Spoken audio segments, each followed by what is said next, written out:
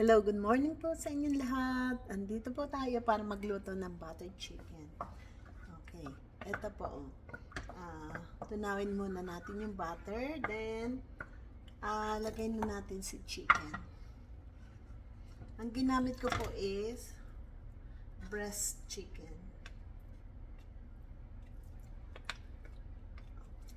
Mapit. Medyo i-ano po natin yung chicken. Parang ipapa-brown natin siya. Parang ipo-fry ng yung kapag medyo brown na po siya, saka po natin ilalagay yung bawang. Ayan po, sama na po natin itong bawang. At medyo nagsabaw po siya. Kaya hindi po natin mahihintay kung kailan Pero ipapa-brown ko po to. At least luto na po yung manok natin. Ayan po. Ayan po ma-brown na po siya. Pero hindi naman siya yung brown na brown. Maputi pa ba yung tingin niya?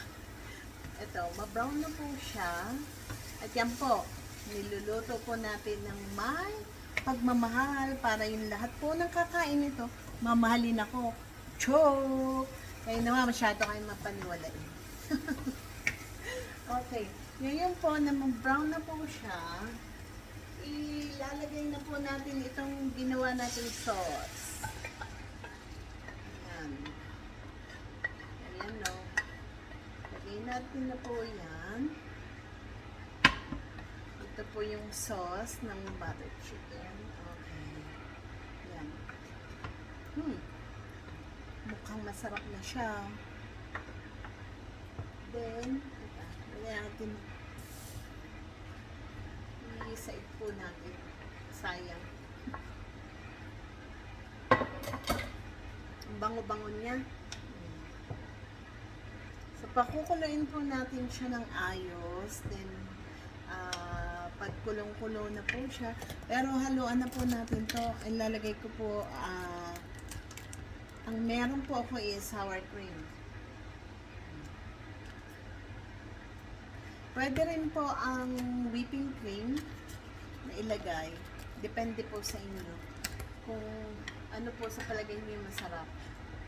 So, ito po kasi yung available ko dito. Kaya, ayan, yan yung ilalagay ko. Then, pakukuluin ko lang po siya dahil lutong-luto na naman yung chicken niya. Napa-brown na natin.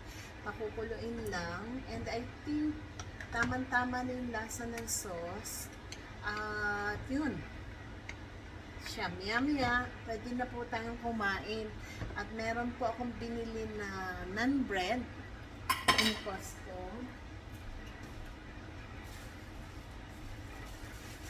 Ito po yung naan bread. So, ito po yung uulaman ng butter chicken. So, ang gusto ko po dito sa naan bread,